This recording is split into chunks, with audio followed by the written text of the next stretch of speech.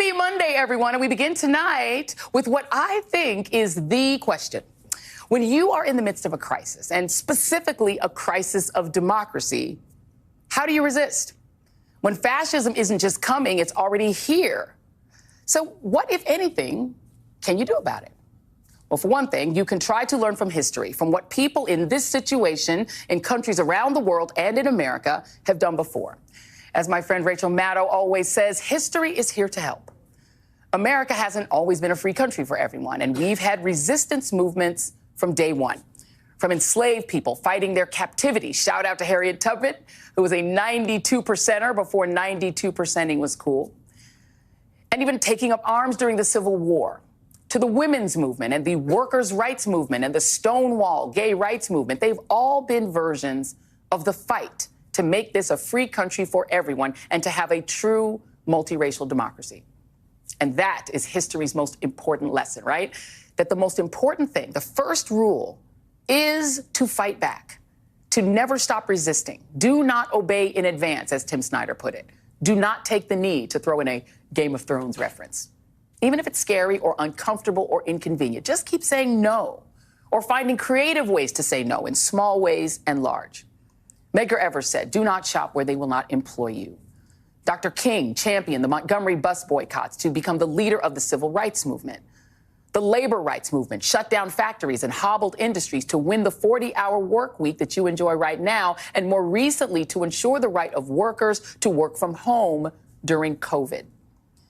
People have marched against the Vietnam War and the war in Iraq and against the decimation of Gaza using our tax dollars. You don't always win every battle, but the whole thing is about resisting. Last week, federal employees received an Orwellian email from the Office of Personnel Management, the government's HR department, following a tweet from their apparent real boss, the world's richest billionaire, Elon Musk, head of the fictional and Orwellian Department of Government Efficiency, stating that, consistent with President Trump's instructions, all federal employees will shortly receive an email requesting to understand what they got done last week. Failure to respond will be taken as a resignation. The email that followed literally had the same subject line, what did you do last week? And came from the Office of Personnel Management's new HR email address, but had no signature. Here's the full email. Please reply to this email with approximately 5 bullets of what you accomplished last week and CC your manager. Please do not send any classified information, links, or attachments. Deadline is this Monday at 11:59 p.m. EST. The Saturday email kicked off a flurry of, shall we say, varied responses from the various podcasters, reality show hosts, and semi-famous people who run the agencies in our trumped-out federal government. Some, including Kash Patel, who alarmingly enough runs the FBI, told their employees to hold off, given that, per his email, the FBI, through the Office of the Director, is in charge of all our review processes and will conduct reviews in accordance with FBI procedures. When and if further information is required, we will coordinate the responses. For now, please pause any responses. Others, like Robert F. Kennedy Jr., emailed his department that the OPM email was legitimate and instructed them to read and respond per the instructions by the Monday evening deadline. However, per Sam Stein of the Bulwark, one agency under HHS took the opposite stance. Matthew Memoli, the acting director of the National Institutes of Health, emailed his team to tell them to please hold on responding until receive further guidance. Sam Stein is also reporting that HHS is backtracking on the Elon email and saying not to respond. Employees at the Department of Justice and Department of Defense are also being told not to respond. And you thought your HR department was chaotic. In short, nobody really knows what to do. Just the usual Trump world reality show chaos. But the email presented Americans with one of the other really perfect responses to fascism: ridicule. Journalist Allison Gill from a Substack called The Breakdown posted some of the best fictional responses that appeared online in response to the question, what would you really like to say in your response? Some of the best included, number 1, kept refreshing email to see if I was fired or placed on administrative leave. Number 2, tried to concentrate over the sound of colleagues cleaning out their desks. Number 3, accommodated the request for access to classified data by big balls. Number 4, had a scotch. Number 5, researched countries I can relocate to. Another one said, drank it old-fashioned. Number 2, took a nap. Number 3, delighted coworkers with sarcasm. Number 4, dropped a tray of chocolate-covered pretzels in the conference room before the town hall. Number 5, put Black History Month stickers on bulletin board and gave out emotional support dumpster fires. And last but not least, number 1, executed low productivity tasking. Number 2, identified opportunities to transition to high productivity tasking. Number 3, developed a plan for Doge to F off. Number 4, all the teams meetings. Number 5, responded to meaningless emails about task execution. The point being, other than it being hilarious, that this regime that we find ourselves living under is producing massive chaos and trauma in the lives of federal workers and in the country. Just look at this latest round of protests at Tesla dealerships, at town halls. America is resisting in large ways and small. The Kennedy Center for the Performing Arts has seen a 50% drop in ticket sales. Drag queens are showing up to protest outside. America is saying no to Elon Musk running us. We do not want him in charge, period. And Donald Trump, the guy who handed his biggest donor the keys to the whole federal government for him to do whatever he pleases with it, is underwater in every single poll, from Gallup to the Washington Post to CNN to Reuters, you name it. Other than his MAGA cult, nobody wants this chaos and confusion. And it also raises the question of what is the actual waste, fraud, and abuse that Elon and friends are finding? So far, their claim of finding $55 billion in savings is backed by exactly 0 facts. While they're threatening the future of Medicaid and food stamps for millions of Americans and even Social Security payments. While the only fraud seems to be Elon Musk, racking up new contracts with the federal government on the taxpayer dime while giving back 0 savings from his Starlink, Tesla, and SpaceX deals with the Defense Department and other agencies. Sorry, why does he get to make more money while you and your community get less? And the only abuse that we're seeing is against the very federal workers in all 50 states who are being bullied by the 19-year-old Doge kids and told to justify their jobs by a guy who spends all day literally tweeting and waving a chainsaw around while wearing sunglasses indoors. Is this the efficient government that you voted for? Really? Because it all really just looks, to my mind, like a mess. And we're probably looking at a government shutdown next month, since the completely incompetent Republican Party has no idea how to run the government. And what that tells you is that even when Republicans claim that Trump has a mandate or that he's doing what the American people voted for, they are lying. Nobody voted for this. This is a mess, and not even a normal mess. It's a fascistic mess. And what you can do about it is what you're already doing. Just say no. Tonight on our final readout, we are going to talk about what people are actually doing to resist this and get some advice from some of our favorite friends on what more we can do. And that conversation is next. Let's bring in my fabulous panel. Ruth Ben-Ghiat, history professor at New York University, MSNBC legal analyst and former federal prosecutor Paul Butler. Ben Rhodes, MSNBC political analyst and former deputy national security advisor to President Obama and former White House senior director and State Department senior advisor Nair Haq. Thank you all for being here. Let me get the folks who are not in the advantage of being able to hang out with us. I'm going to go to you first, Ruth. Give me an assessment from your expert point of view of the resistance that we're seeing in the country to all of the Doge, Elon Musk, Trump chaos. Yeah, so as we know, we don't have a big generalized nonviolent mass protest, but we have righteous indignation breaking out spontaneously all over the nation. And Joy, I really believe that there's a reckoning that's going to come, because what's happening now at the hands of literally the world's richest man, who has taken control of our government and is using it to enrich himself and investigating. He's, destroying agencies that have been investigating his companies. This brings forth it brings to a peak all of the unfairness of neoliberalism, all of the kind of the rich get richer, and that's one part of authoritarianism. It's more, fewer rights for the many and way more liberties for the few. And so we're seeing a kind of indignation and anger that's erupting at local town halls, in front of GOP members of Congress in their town halls. And so this is a very good sign of something larger that I believe will come. Yeah, I mean, I think when people feel things taken away from them personally, right? When they're like, wait a minute, you know, Elon Musk gets fat contracts and the community gets no more Medicaid, no more Head Start, no more food stamps. And also people who live in the community losing their jobs are like, wait a minute, why am I being unemployed so Elon can get richer? It makes no sense. And I think that is part of the resistance. It's not necessarily ideological. Ben Rhodes, I want to go to you on this because, you know, Germany is in this moment, too, with us. You know, I mean, we're not alone. Like, one of the things that actually makes me feel better is to know that we're not going through this alone. This sort of crypto-fascist movement is moving all over the West. And for a lot of the same reasons, I think, as Ruth said, neoliberalism has not helped people. And so people turn to populists because they hate the economy the way it's working. Can you talk a little bit about Germany? Because Germany, the AfD party that Elon Musk touted, it got about 19% of the vote, but they didn't win. They won't be part of the governing coalition. Does that give you hope? And how do we sort of process the internationalization of this, I would say, sort of global apartheid movement?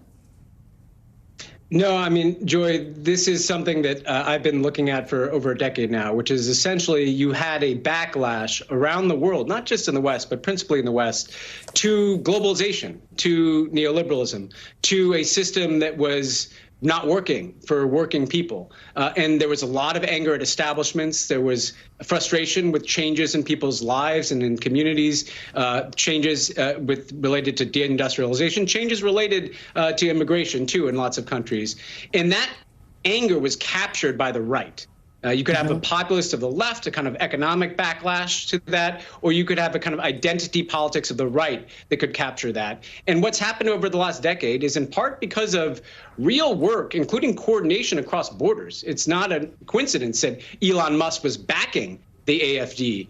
You've had this ecosystem on the right that has built up over a decade and that has captured power in a lot of places. What's interesting about Germany, where you never like to see the far right get a foothold, and where we should be very mindful that the vice president of the United States of America flew to Germany on the eve of their election, refused to meet with the leader of that country, and endorsed the AfD, a party that has neo-Nazi roots in Germany, right?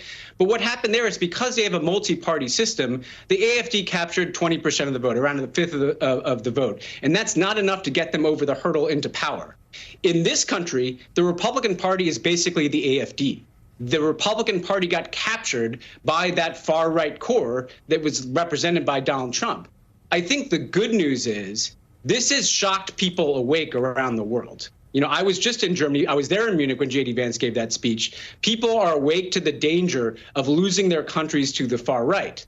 Thus far, governing elites, the people largely in the center, have not figured out what to do about that. But I think what we need to see in this country and in Germany is a kind of organic bottom-up resistance and a regeneration of institutions like the Democratic Party or like the Social Democrats in Germany. It's not going to be the party leaders in the establishment that figure out what comes next. It's going to have to be the rest of us. It's going to have to be civil society. It's going to have to be people out in communities. And you are beginning to see that even in this country manifesting around the country at town halls or in federal workers who are being laid off, or people who are just realizing that Donald Trump won on a populism that he does not intend to govern on.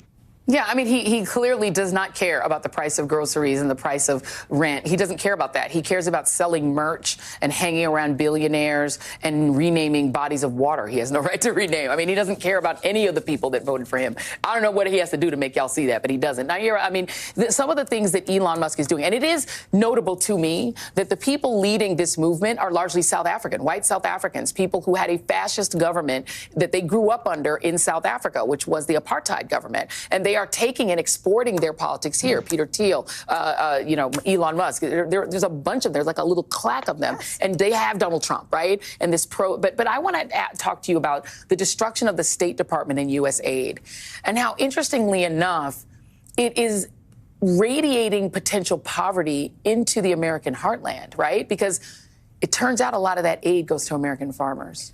Not only does it go to American farmers, but it is it's the type of aid that has sustained America's industry and dominance in the world. And it's only been a penny on a dollar of the U.S. budget. Like, it is such a fraction of a penny if the U.S. budget was an entire dollar. Yet it says something that the world's richest man is targeting that, right? Humanitarian aid, things that support massive U.S. industries, helping humanitarian and poor people around the world. The richest man in the world wants to target that before he tackles the the bloated military budget that even Eisenhower warned us about. I mean, it just goes to this broader idea that many in this clique of South Africans, they believe in a CEO monarch. They think democracy is broken. The idea that people have power-sharing agreements, people of all colors, shapes, and sizes, is completely against their own philosophy. I mean, these guys, these dudes, came up with privilege and daddy's money. Yeah. And it does not work for them in this society to see that other people have access or equal access to that. So they champion this idea of a CEO monarch. They have Donald Trump in there who's willing then to cede power. Yeah. And they have a Congress that has also ceded its power. Yeah, yeah. And let me bring you in here, Paul, because what's happened now, can I just show this? An Idaho protester getting dragged out of a town hall. This is a Republican town hall. Can you all just see this? You're starting to see, and you know, you and I did a lot of Black Lives Matter coverage. We've covered a lot of the way that Black people are treated. We're now seeing these this is not a Black people thing. You're seeing in all white audiences in places like Idaho, people being dragged from their seats, being treated brutally. You're seeing federal workers who've now had to sue because they get an insulting email saying, justify your job, or we're going to have to remove you, and a 19-year-old Senate. Can you talk about the sort of legal recourse and fight back? Sure. So I became a lawyer inspired by heroes like Thurgood Marshall and Constance Baker Motley, who the last time there was a constitutional crisis when southern states just weren't going to follow Brown versus Board, they said you have to, and they made them. And so now we have judges who are stepping up. There are 20 different lawsuits already generated by Trump 2.0. A judge has told Trump that you cannot freeze money that Congress has allocated for foreign aid. So you got to release the money that was going to help save people's lives. The problem is the Trump administration has not responded. They're literally ignoring that order. There's going to be a court hearing this week. We'll see whether the constitutional crisis is happening right now. Yeah, we're going to hold your thoughts. See, here, this is called a tease. We're going to we want to hear what you have to say, but we're going to have you say it after the break because we got to pay for this. Don't go anywhere. Ruth, Paul, Ben, and Nayyera are sticking with us, and Nayyera is actually going to finish her thought on the other side of the break.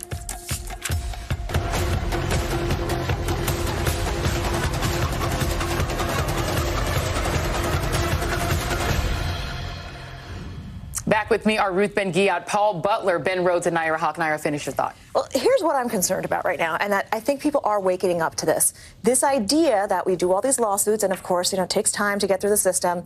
But at the end of the day, Trump can just say, all right, make me do it.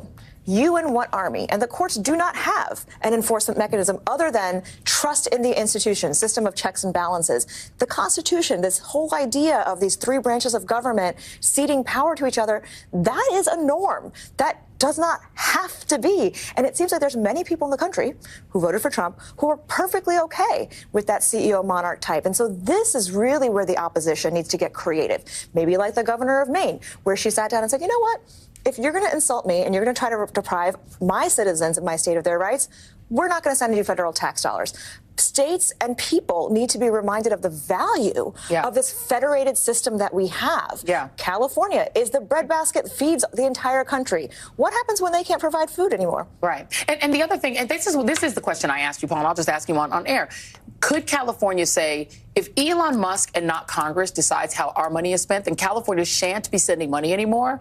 Good luck, Louisiana, surviving without our money, because right now California supports Louisiana, Alabama, Tennessee. These southern Republican states are literally on the dole of California. They are a donor state. Can California or New York say, we're not paying? So they could try that. There'll probably be strong legal pushback. And then the question would be, but what if they don't listen then? Yeah, what if a judge orders them to do it and they don't do it? They follow Trump's move of saying, well, what you going to do? Do you have an army? So I think that could be a legal civil war that hopefully we can avoid. Yeah. Joy, I got good news about who can lead the resistance, though, because I was thinking about when the earlier movements that you talked about, the civil rights movement, Stonewall for LGBT rights, the people who led those movements were Black women, right? So we know the leaders were people like Thurgood Marshall, Martin Luther King, Medgar Evers. You wrote a whole book about the role of Myrlie and other Black women. And so when we look historically about how Black people have had to save this country's soul time and time again, Black women have been the leaders, and that's why your voice is so important. Quickly say this, though, that, as a non-Black person at the table, people like me got to not rely on black women to do the work for them because they did their job. They did their job this last election. Let me get Ruth in here on this, because the black women are leading a movement right now against Target. Target is suffering economically because they're saying we're not going to shop there. If you're not going to do DEI, you don't need our DEI dollars, so goodbye. And so you are seeing these sort of micro resistance movements that are against specific companies and saying we're going to choose Costco instead. Does that work on a bigger scale if it's individual attacks on individual corporate entities? Can that metastasize, to Paul's point, into a bigger movement? It can, and economic boycotts have been, they've been very effective at certain times and places. A very interesting one is still going on in Myanmar after the military coup. And the resistance that's developed, it's now developed into an armed resistance that's one of the most successful in the world. Many people expect the junta, the military junta, to fall if China doesn't help them. But at the very beginning, they started, and this was youth doing this, young people, they started an economic boycott, and they developed apps that told people in real time which businesses were colluding with the military junta, and it was incredibly effective. And these kind of, for this generation of resistors, this kind of invention just speeds across borders, right? Yeah. So there's a lot of innovation going on with economic boycotts via apps and things like that. Yeah, and Ben, I mean, you know, we saw Poland emerge from a sort of near autocrat, sort of semi-autocratic government. It took them 8 years, but I wonder if you see a country in the world that is similar enough to us that we could sort of see an archetype for how we might be able to extract ourselves from this mess. You know, yes and no. I mean, there have been a variety of European countries like Poland and smaller ones too. Like, I have friends who've fought back autocracy in places like Slovenia that have kind of stared over the abyss of autocracy, kind of pulled back. What they did in those countries is they built big tent coalitions, right? So they said, look, from the left to the center, there's stuff we don't agree about, but essentially this is existential for our country. And so we're going to put ourselves under one big umbrella, and we're going to prioritize democracy. Frankly, that's kind of what failed for us in the last election. I think what we have to realize is that we're distinct from those countries and from a lot of countries around the world precisely because of what we've been talking about. Because we are so big and so diverse, we're multiracial, we're multi-ethnic, we're 50 states in a federated system. And so in some ways, that gives us more tools to fight back. But I think what's missing, Joy, is it can't just be an antiseptic democracy that's institutions. Right. It has to be something moral. It has to, the kind of thing that gets people in the streets, the kind of things that mobilize things like the civil rights movement, was a kind of moral cause. And I think we've lost that in our politics. We didn't have that in the last election. It's why, by the way, I appreciate Joy Reid's voice so much. It's because we need people that are willing to fight for things, even some things that aren't popular. You know, it's not just about finding the best poll-tested language. It's about showing that you care about something and that you're willing to stand up for it and that you're willing to fight for it. And frankly, we have the perfect antagonist right now. Elon Musk, you're right, this kind of South African oligarch, and Donald Trump, this guy who's enriching himself while they loot the government in front of everybody's eyes. This is not a hard target in terms of an opposition that is clearly not on the side of most people in this country. I think what is needed is, yes, the tactics that we've been talking about, yes, the big coalitions we've been talking about, but they kind of return to a sense of who are we as a country? What do we stand for? What do we want our identity to be, not as just white Americans or other ethnicity groups, but what do we want to be as American? And I think that's been missing a bit over the last decade in terms of the people standing for democracy. These aren't just institutions of government. This is who we want to be as Americans. And I think the time is ripe for people to start to make an argument that is very different from Donald Trump's, but also different from the kind of antiseptic, almost academic defenses of democracy that we've been making in the Trump years. That is so smart. And I mean, Paul, it's kind of similar to what you said. I mean, the reality is, when you say we have to fight for our democracy, nobody knows what that means. Most people do not know what that means. They don't sit around with a textbook figuring it out. But people, you know what people understand? Elon Musk paying himself and the hood not getting any money. Exactly right. And that's what's happening. He's literally, people were angry that Ukraine was getting money that they translated in their mind to money that's not going to the hood. You know who's taking money from the hood? Elon Musk. Exactly right. It's a simple argument, and maybe somebody should make it. That's right. And when you call Social Security, you have to wait 8 hours on the phone. When your check from IRS is late because they don't have enough workers, who do you blame? Look, Don't blame H&R Block, because H&R Block tried. I need a government that's going to do things for me and not to me. There you go. Amen. Ruth Ben-Ghiat, Paul Butler, Ben Rhodes, Nayyirah Haq. Brilliant panel. Thank you all very much. We'll be right back with more of The Readout. I want to bring in my pals, Rachel Maddow, Nicole Wallace, and Lawrence O'Donnell. It's exactly like the specials, except I can't ask Maddow for cocktail tips when she's trying to write 8,000 words of copy. And I'm like, well, can't you just tell me one thing about the cocktails? No, I have to write this copy. Thank you all for being here. Let's talk about this, because I wanted you guys to be here with me, because you are my comrades in arms in covering this insane moment that we're in when it comes to what is happening in our country. I want to start with you, Rachel. I would love for you to give our audience just your take, your tips. What do you think people can be doing right now that's effective? Well, first I want to say that I love you, Joy. I love you. And that I am bereft that the readout is ending. I just can't even, I sort of can't get beyond that. So I want to say that, but that is also part of what I think I have to say to the country about this moment, which is find people who you respect and trust and love and make common cause with them and help yourself by learning from them and help them by standing up for them. And I think we have tried to do that. And I think that in important ways we have failed, but I think it's still the right thing to try to do. And so whether that means, joining something locally, or whether that means making some sort of more unofficial common cause with the people in your life who you respect and who you think are people you can depend on, like I feel about you, you got to join forces. We can, none of us can do this alone. And being atomized and dislocated and picked off one by one is a strategy of the other side, and we need to stick together.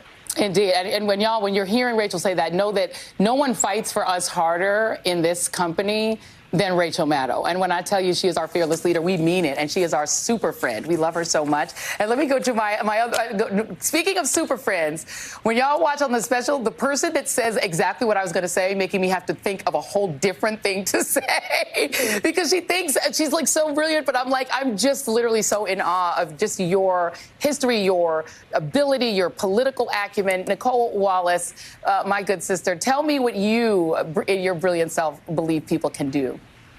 Well, I'm going to break the rules the way Rachel broke the rules and tell you that I love you, that the happiest times I've had, not just at MSNBC, but ever being on television, have been sitting next to the two of you.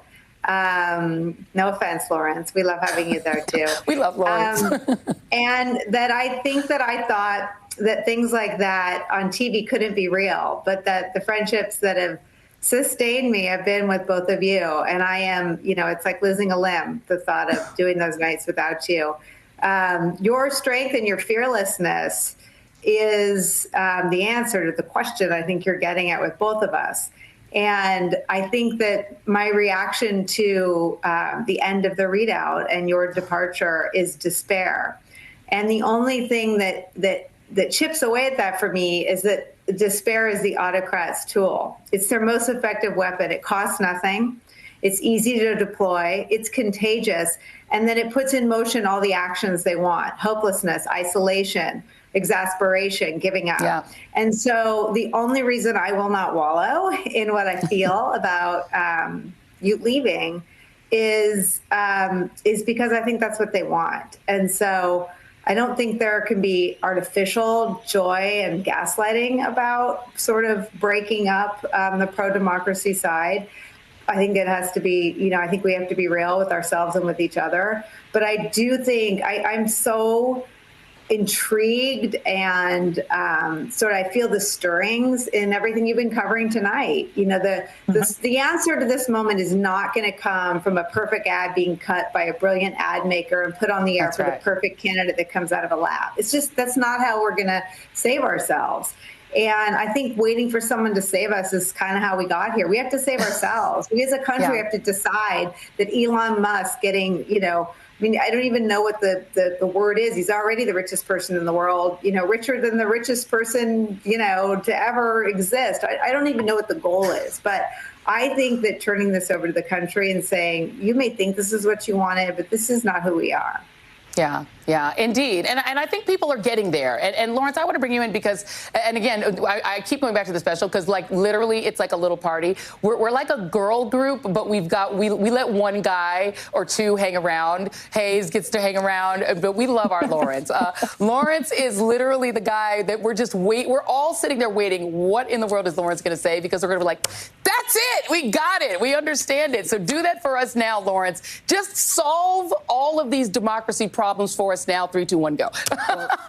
Well, this is the greatest honor lineup I've ever been in. So let me just start with that. An honor to be in this lineup. And Joy, I'm going to skip the love stuff because we did that on Saturday. It's true. I put it in writing in that first text when I said I love you. Okay, so you have that. And writing's forever, so you have it. Y'all don't realize we literally text and call each other.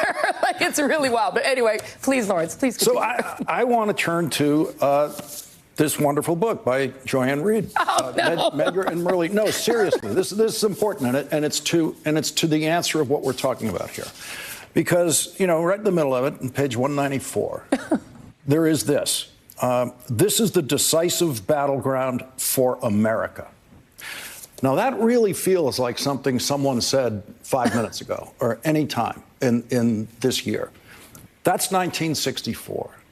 That's a 24-year-old guy named Michael Schwerner who is going to be murdered that year after he says that, because he has decided in 1964 that what he's going to do is leave the safety of his home in the North and go to Mississippi, the most dangerous place in America, and go down there as a civil rights worker trying to help people register to vote. That was his choice. There were other people who couldn't do that, people his age, who never leaving their neighborhoods or their towns in the North and elsewhere around the country, tried to fight the same fight, tried to do what they could do.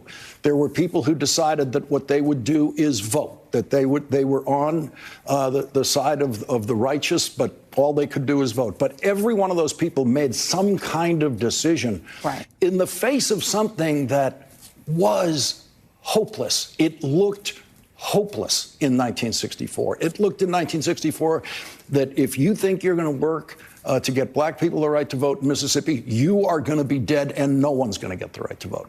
And in the end, he won. He won in death. He won from the grave. And that choice is there for everybody all the time. And there's another thing that comes to mind, Joy, and I'll shut up, and that is Walter Lippmann, when he went to his 30th Harvard class anniversary, which I know is a distant thing for you. Your Harvard class, your 30th reunion isn't coming for a long time.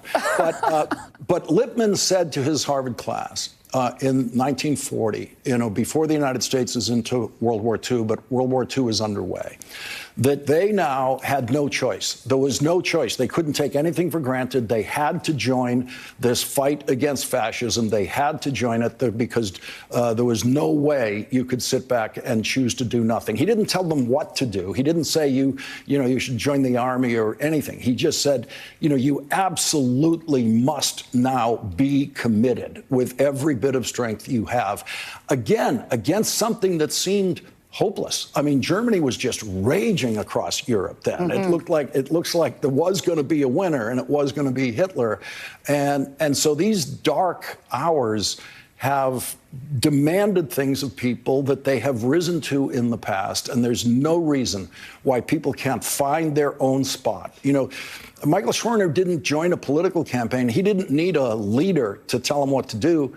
He just did it. He just got on that bus and he went to Mississippi. He just did it. And everyone can just do it. Yeah, amen. And Rachel, I mean, that is so powerful because, I like to steal good ideas and I give people credit for them, but you're the one who said history is here to help. I mean, it just actually is, and you and I are both obsessed with the 1920s and 30s. I'm very obsessed with them, and the 20s especially now because it feels very resonant to today. But I think part of the thing of history is it kind of makes people feel a little dejected because we keep repeating it. And so I think the question is, what is the thing that puts a pin in history so that we don't? So I wonder how we use that history, that brilliant history we just heard from Lawrence, but not let that make us feel like, what's the point? Because we're just going to do it again. Well, it cuts both ways, right? Because the severity of what our predecessors have been up against in the past can be disheartening because you can think like, why does this stuff keep coming back? Why do we never defeat these things? But the other way to look at it is to think, wow, our predecessors have a lot to teach us about how to defeat these things, about how to defeat, one of the things that you and I have talked about a lot in the past year or two, Joy, is the way that we defeated the fascist movement here in the United States that wanted us not only not to join World War II, but if we were going to join on the side of the Nazis. We've talked a lot, you and I, especially around your book, Medgar and Murley, we've talked about the strategy and the human strength that it took to build a movement to defeat segregationism. And that itself was a movement. That was a minority movement that was fascistic in nature, and that absolutely succeeded in ruling whole parts of the country until it was defeated by an equal by a larger and smarter movement that took it down. The people who went before us in this country, who have defeated forces that were a lot more impressive than what we're up against right now, have stories to tell us about what to do. And that's why you are interested in history. That's why we've all been covering so much history on all of our shows. It's not just because the bad guys recur, it's because the good guys, who are never as famous as the bad guys. Amen. The good guys, they have stories to tell us about what to do, and we need to stay loud. We need to stay united. We need to protect the press. We need to protect the institutions that we've still got as they are under assault right now. But it starts with joining something. It starts with finding people who you believe in, who inspire you, and who you love and trust. And that can be your colleagues at work, like we have. It can be your local Indivisible group. It can be your local book club. It can be anything. But now is not the time to be alone and scrolling on your phone or complaining on posts on social media. Now is the time to join something in real life. Yeah, and Nicole, and this is one that I know is particularly painful for you because part of it is also party capture. But the Democrats had party capture, too. I mean, the Democrats were the wholly owned, property of the far right KKK, fascists at one point, too. And the Republicans also kicked out the John Birch Society. So talk a little bit about whether party capture is so far gone for Republicans that in your mind it can't be reversed. Because I feel like, I don't know. You tell me. What do you think? I think I met all of you as a Bush official, right? And yes. You are iconic. You're not just critics, but your relationship with our audience is as harsh critics of everything I worked as a part of. And so if you look at the two parties in their health and their constitution, one of them stretched so much that I'm a part of this conversation, that Liz Cheney was a part of Kamala Harris's campaign, that Adam Kinzinger spoke at the Democratic Convention, that Danielle Sassoon stepped away from Emil Bove's Justice Department and was embraced by Andrew Weissman and Chris Christie. One party right now has space for Bush Cheney defenders, Federalist Society prosecutors, a Cheney, and every member and facet of the Democratic Party, traditionally from labor, every aspect of it. The other one is literally got Bill Barr on an enemies list. Right. And so I think it might take a minute, but I don't think there's a single example in history where the party that's entire retribution strategy, I mean, Kash Patel's list doesn't just have Republicans on it, it has Trump cabinet members on it. And so there's not an example in history where that side prevails in the long run. And so I think about the health of the parties and sort of the health of the body politic. And I think a lot about the Democratic Party, and it's so different from the Republican Party in every single way. One of it is its earnestness and its inclusiveness, and there's this twisted irony that inclusiveness is what was weaponized by the MAGA movement against it. And so but I think in the long run, it's about sort of the health of the body, and the health of the body on the Democratic side seems to be the one with so much more inside of it to build on. Well, we are going to pray that there are Republicans who stand up and seize back control of their party like they kicked out the Birchers. You can kick out MAGA too, y'all, if you want. Look, my daddy was a Republican, so like he would be he's rolling in his grave now. But like they can come back to that. Michael Steele's a Republican. They're Republicans. They can pull it back, y'all. Come on, fight for your party, my friends. Rachel Maddow, Nicole Wallace, Lawrence O'Donnell. I could not respect or love people more than I love you all. And one of the great things about MSNBC is that it's actually genuine. Like, we actually all really dig each other. And we think that each other are great. And we talk and we share and we learn from each other. And I've learned so much from you. I love you guys. Thank you, Joy. Thank you for everything you've taught us, Joy. Thank you very much. Thank you. I love y'all. Thank you. I got a lot more to learn from you. I'm planning on haunting you for the rest of your days, Joy Reid. You'll never get away. I'm obsessed with ghosts. It's very convenient. Keep haunting. Bye. Okay, you know that thing back in high school when you had a group project and you were mad because not everybody did the same amount of work? Well, this show is the exact opposite. The readout worked because everybody from the interns on up put their whole heart into it. So before we go, tonight, my moment of joy is to tell you just some of the names of the people who made this show happen. From Nathan Mutale, our amazing and always well-dressed intern. Raven Sievers, our fabulous tape producer. Lily Guthrie, who keeps our graphics looking fab. Our awesome associate producers, Adam Garnett, who understands, as I do, that every story is really a story about Brooklyn. And Julia Dirtzman, Go Liberty. So there you go, you converted me. Our genius producers, Tori James, our marathon runner. Andres Penfold Perez, our man of many faces. Valerie McCabe, my cut-up partner during the meetings. Tiffany Mullen, who literally knows all the things. Jonathan Hellman, who I will miss reciting his segments during the show meetings and helping me tell stories using children's poems. Kai Ma, who channels my whole entire brain, and also our resident sports expert. Senior producer Pete Fall, probably the most cool-headed, kind person I have ever worked with in this business. Our line producer Rachel Whitkin, the conscience of the readout. And with Tori, our other resident Swiftie. Our phenomenal booking producers, Leslie Frazier, a.k.a. our Disney princess. Patrick Judge, my fellow comic fan. Digital producer Alexis Stodgehill, my ride-or-die social media super friend. Our phenomenal blog editor, Jahan Jones. The downtown Sterling Brown, our director, and all of the amazing directors here at MS. Caleb Seals, our resident hip-hop expert and my forever hazed anchor producer.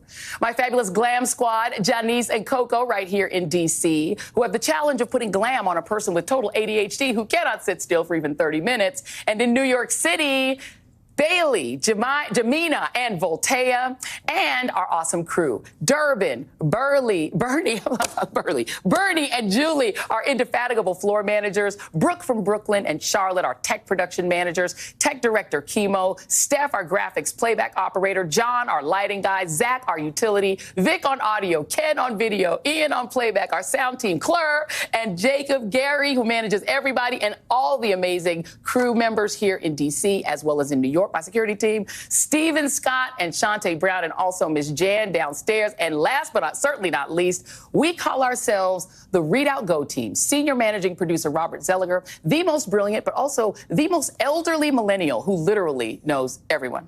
And my amazing friend, collaborator, work wife, pal since literally the hardball days, and the fearless leader of this amazing team, our girl power executive producer, the amazing boss, Tina Urbanski. And I'm also an Urbanski. She said I could be adopted. This is the A-Team, y'all, and they will be an asset to the next show, whatever show that they grace with their presence. And yes, you can use me as a reference. But most of all, these are my TV family. Much love to everybody who made the readout great. And if I missed your name, it's not my heart, it's my head. You know, I had to fit it all in. A special shout out to our amazing readers, our audience. I just love running into y'all in the airport, on these streets, and on social media. I could not love or appreciate you more.